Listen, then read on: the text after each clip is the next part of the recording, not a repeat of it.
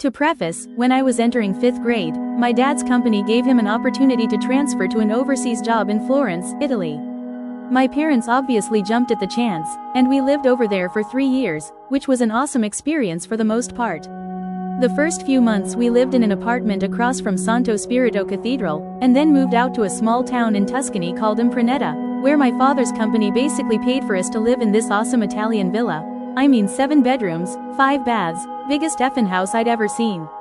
We get to speaking to the farmer who works the olive orchards around the house, and who knows the family who has owned it for centuries, and find out that the oldest part of the house was a 500-year-old hunting lodge owned by the Pitti family, and then the rest of the villa was built around it in the late 1700s. Since we were renting it, it came furnished with all sorts of cool old furniture, art, etc. My father, in a conversation with the neighbors, heard from them some anecdotal stories about the monk ghost who haunted the house, guarding the Pitti's forgotten treasure or some such bullshit. So he thought. And he told my mom, but they didn't tell me sister and I because they didn't think it was a true story, and they didn't want to freak my sister and I out. The first thing I remember being weird about the villa was that I was never comfortable being there alone. I've been a very solitary person my entire life, and I usually enjoy time by myself. However, I can remember right from the start that any time my parents would leave me alone there, I would feel like I was being watched and/or there was another presence in the house. I spent months convincing myself it was just nerves, that I wasn't used to living there, or that the huge size of the house was what was freaking me out.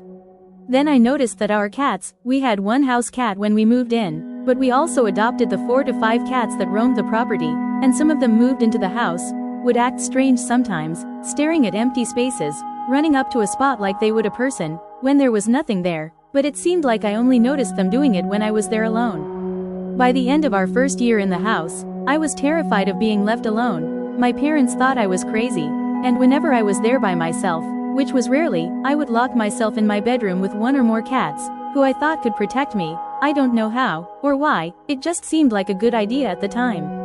At the same time, I started noticing noises at night, scrapings, clawings, that sort of stuff, but when I would freak out, my dad would come in and remind me that the house was hundreds of years old, and there were probably mice, bats, and other critters above my room making the noises.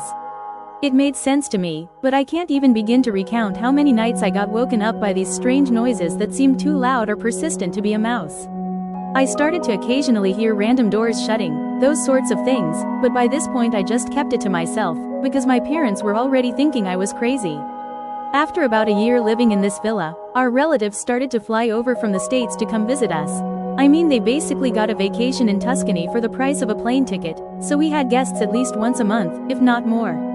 The first major incident I remember was when my aunt and uncle and 2 cousins came and visited, and stayed in the apartments that were originally the 2nd floor of the hunting lodge. I'll mention briefly that it seemed a majority of the incidents, noises, etc. seemed to all originate from the oldest part of the house, which was the 3 floors of the original hunting lodge, the root cellar below it. There were 2 adjoining bedrooms, with a bathroom opening onto the front bedroom, and my aunt and uncle slept in this front bedroom, my cousins in the back. Long story short, my cousin Casey woke up to go pee at like 5 in the morning, walked into the bathroom half asleep, and saw a man standing in there, so he turned around and sat on the chair outside the bathroom door. He had been sitting there for a couple minutes when my aunt sat up and asked him what he was doing, and he told her, waiting for Dad to get out of the bathroom, to which she replied, Dad is still in bed, right here, and he was. Needless to say, by the time breakfast came around, we had all heard the story, and it was at this point that my father finally made mention of the ghost stories he heard from the neighbor, and that supposedly this was the reason the villa had been empty for a few years till we started renting it, because the last people to live there had been freaked out. I pretty much flipped my shit on all of them, because I felt like everything I had experienced finally made sense, and they had been making me feel insane by passing off my experiences as something I made up in my head. After it was out in the open in my family, we all started noticing how frequently weird things happened in that house, and I'll just list a few examples. My sister had a slumber party for her birthday, with 5 to 6 girls, and my mom sat out in the stairwell around midnight for a bit to make sure they all went to bed. She started hearing furniture being dragged around, and went down to see what the girls were up to, but they were all in bed talking, and no furniture was moved. A week later, my parents had the owners come out and open up the 3rd floor of the hunting lodge, which were 2 rooms they kept locked up as storage, and inside there were several large wardrobes, dressers, and other pieces of furniture that had been dragged around at random. You could see the trails through the dust where they had moved, anywhere from a few inches to several feet. The owners got mad at us, thinking that my sister or I had managed to break in and mess with their stuff, but the door was locked, and my dad pointed out that there were no footprints. The owners kind of freaked out, made a bunch of hurried excuses and dismissive gestures. Italians are great at both, lol, and left pretty fast. This isn't nearly as convincing, but I always thought it was strange. In Italy there were these barn owls that make this horrible screeching noise that I can only describe as a combination of a woman being murdered and the spawn of Satan, if you don't believe me. But the weirdest thing was they would sit on our windowsills for hours at night screaming repeatedly, to the point where my entire family was at their wits' end.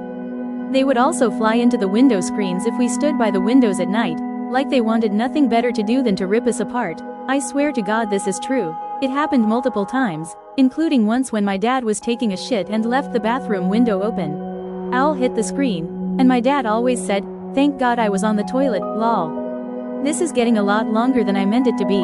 I guess I got carried away. I hardly ever tell this story,